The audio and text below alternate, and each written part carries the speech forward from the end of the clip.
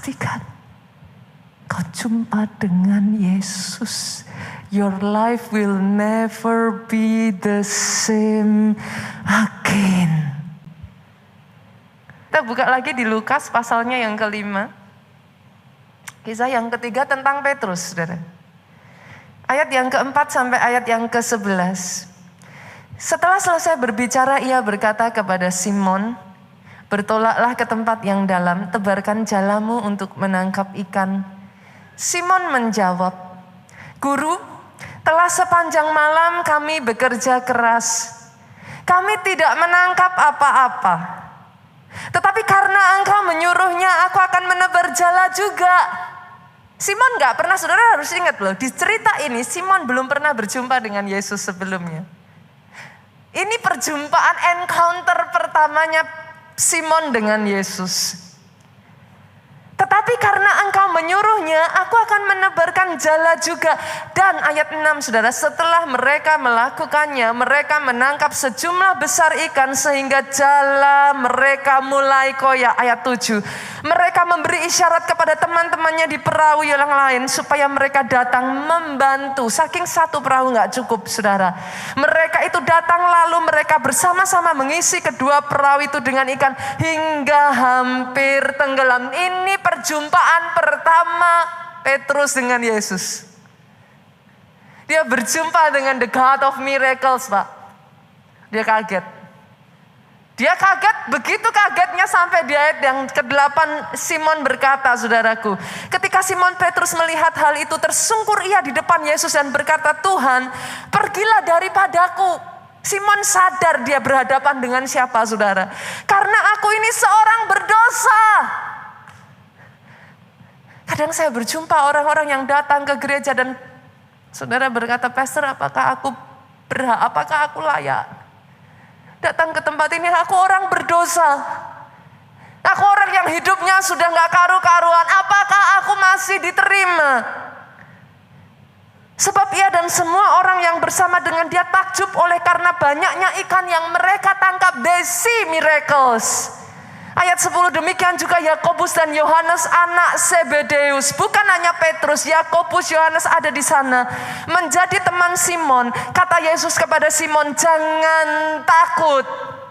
Mulai sekarang engkau akan menjala manusia.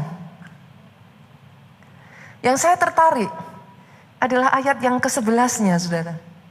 Sama-sama ya, kita lihat ya.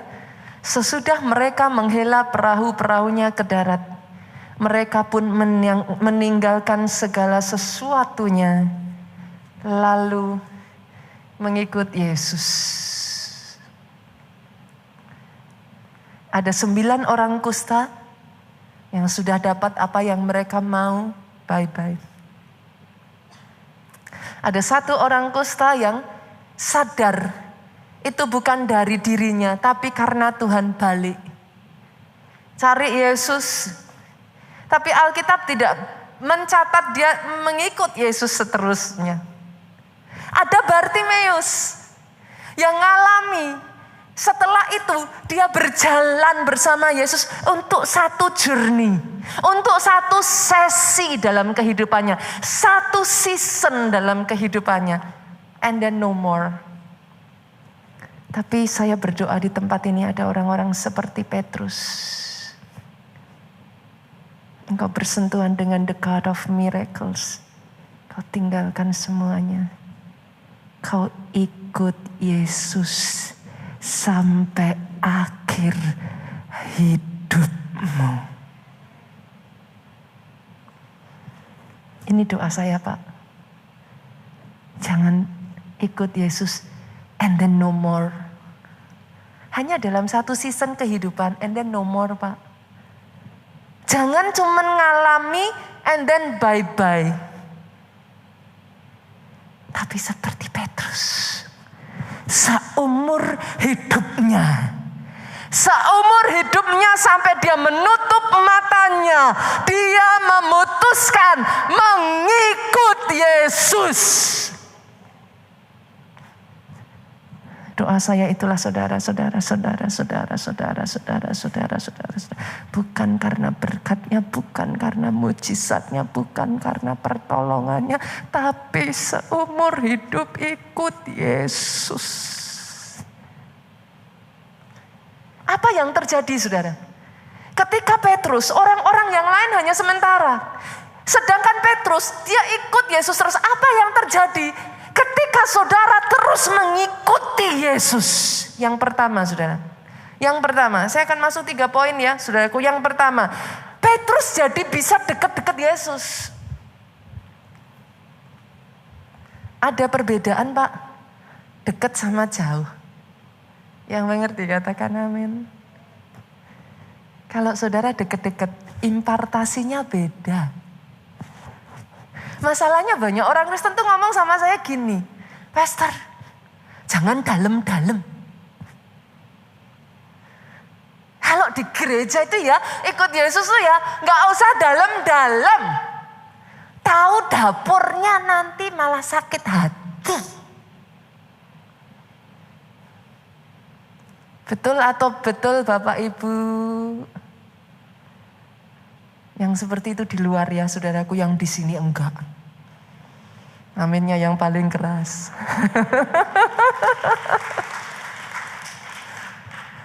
Nanti jadi tahu dapurnya malah sakit hati. Dengar ini saudara. Semakin saudara digesek. Kalau saudara punya kedekatan dengan Yesusnya enggak berkurang. Yang muncul kedewasaan rohani. Masalahnya masuk dalam digesek, tapi sama Yesusnya enggak dekat.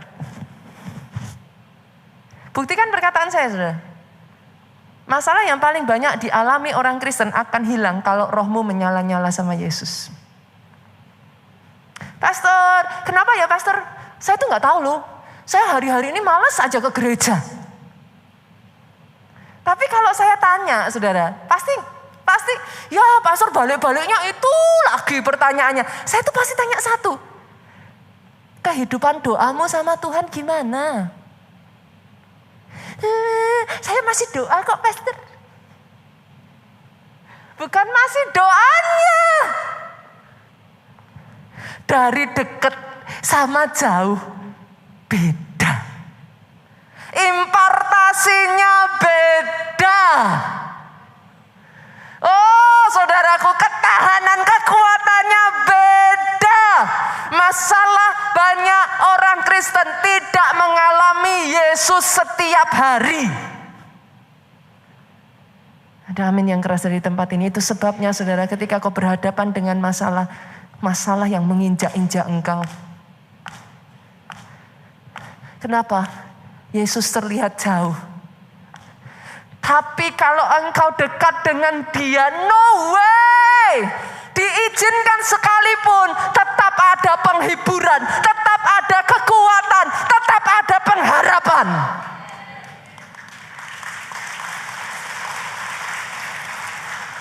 Sudahkah engkau mengalami Jesus daily? Atau dari jauh? Sehingga akhirnya saudaraku lama kelamaan, tambah mundur.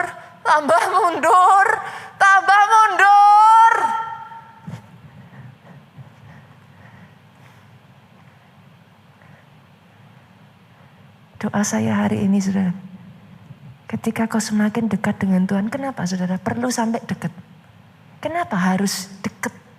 Jangan jauh. Karena ketika kau dekat, suaranya itu kedengeran lebih keras. Ada orang-orang di sini hari ini ngomong sama saya, pastor saya bahkan udah nggak tahu suaranya Tuhan lagi. Saya nggak bisa denger. Sederhana, jauh. Bu, kalau saya dekat, pasti dong ibu bisa dengar suara saya. Tapi kalau ibu di luar sana, ibu di bawah, bisa nggak dengar suara saya? Nggak bisa. Pada saat kau dengar suaranya, kau lakukan remannya. There will always be wonders. Keajaiban demi keajaiban. Poin saya yang kedua, ketika Petrus, kenapa saudaraku? Petrus itu apa yang terjadi ketika Petrus dekat? Bukan hanya dia dekat, tapi yang kedua, dia jadi bisa terus-menerus mendengar firman dan rema dari Tuhan. Pastor, apakah beda? Beda loh saudara. Terima rema, dengar firman sama enggak beda. Karena apa Pastor? Iman timbul dari pendengaran. Pendengaran akan firman, bukan titik loh saudara. Bukan firman Tuhan loh. Baca ayatnya. Firman Kristus. Apa itu firman Kristus, Bu? Kristus itu artinya yang diurapi. Firman yang diurapi, dia akan berubah jadi rema. Oh beda Pak, beda. Semua firman itu untuk semua orang. Tapi rema, that's for you. Untuk setiap keadaan, remanya bisa beda-beda Bu. Saudara nggak bisa nyomot remanya orang lain. Yang mengerti aminnya yang paling keras. Itu sebabnya saudaraku, saudara butuh dekat. Kalau dekat, jadi dapat Bu firmannya. Masih ingat kejadian saudara? Pada saat Allah menciptakan dunia ini, apa yang dia lakukan? Jadilah terang, maka terang jadi. Terang diciptakan dengan apa? Perkataan yang keluar dari mulut Allah itu firman. Yang mengerti aminnya yang paling keras saudaraku. Artinya saudara, kenapa saudara butuh firman Pak? Firman itu salah satu bahan dasar mujizat. Pegang kata-kata ini saudara. Firman itu salah satu bahan dasar mujizat. Adakah di sini yang bisa bikin nasi goreng tanpa nasi? Bisa Pastor. Saya ganti ubi jadi ubi goreng saudara. Yang mengerti katakan amin. Adakah di sini yang bisa bikin pisang goreng Pak tanpa pisang? Tidak bisa. Firman itu bahan dasarnya mujizat. Banyak orang Kristen nggak tahu, makanya disuruh baca firman, males.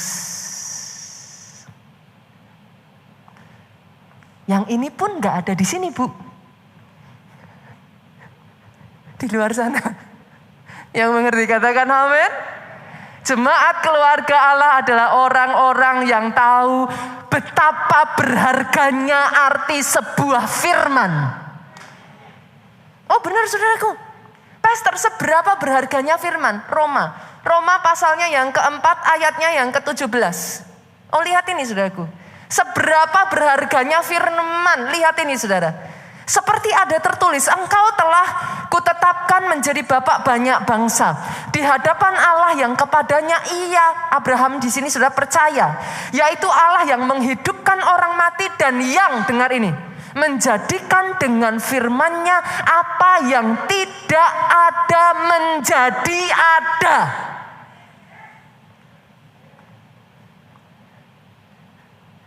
Jangan salah loh saudara. Apa yang gak ada jadi ada, itu dijadikan dari firman. Boleh gak saya ajak saudara di tempat ini? Kalau mau datang ke gereja, siapin hati dulu Bu. Karena ada banyak orang datang ke gereja, gak siapin hati. Pak pendetanya, Bu pendetanya, mau ngomong sampai berbusa, masuk kanan keluar kiri saudara. Masih puji Tuhan kalau masuk kanan keluar kiri masih ngendep gitu kan. Lah kan bisa keluar kan artinya kan ngendep dulu. Lah kalau masuk kanan mental kanan gimana saudara? Banyak orang ke gereja terus gini, nanti kita mau pulang makan bakso apa soto ya? Ini firmannya berapa lama lagi sih? Kok lama? Sudah mengerti yang saya maksudkan? Datang dengan kesiapan Pak. Kalau saudara datang dengan kesiapan, setiap firman diberitakan, saudara pay attention. Oh yang ini ambil. Dikoleksi remanya. Ini benar nih, koleksi lagi. Pendeta mau ngomong seperti apapun ya saudara, kalau sudah dari telinga kanan, mental telinga kanan, percuma. Bukan masalah pendetanya. Yang mengerti katakan amin. Pastor maksudnya gimana? Pastor kok keras sekali? Saya bukan nyenggol, saya nabrak saudara. Karena percuma Pak. Tapi kalau saudara datang, hatimu sudah siap.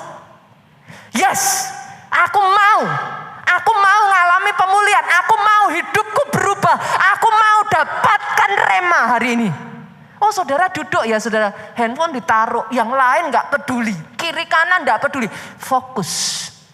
Dan setiap firman diperkatakan saudara amin. Saudara amin. Saudara amin. Saudara ambil itu. Saudara kerjakan. Tahukah saudara? Begitu hebatnya firman saudara. Kita buka ya saudara. Kita buka ya Matius 8 ayat 8. Tapi jawab perwira itu kepadanya. Ini orang yang tahu betapa dahsyatnya firman saudara. Tuhan, aku tidak layak. Perwira ini ngomong sama Yesus. Tuhan, aku tidak layak menerima Tuhan di dalam rumahku. Yesus tuh ngomong, aku datang ke rumahmu. Aku doa buat hambamu. Dia ngomong, gak usah Tuhan. Aku tuh gak layak terima Tuhan. Karena dia orang asing, dia tahu itu. Katakan saja sepatah kata, maka hambaku itu akan sembuh. Ini orang yang tahu betapa mahalnya arti sebuah rema, saudara. Saudara kira kenapa? Kalau saudara datang ke gereja ini, sejak dari dulu, kalau ada satu hal ya saudaraku yang saya paling sukai dari gereja keluarga Allah. Setiap kali saya dengar firman di hari Minggu, firman itu berbicara buat saya. Saya nggak tahu dengan saudara. Tapi itu yang sudah saya alami bertahun-tahun sejak saya jadi jemaat di Solo, saudara. Firman itu berbicara dalam hidup saya.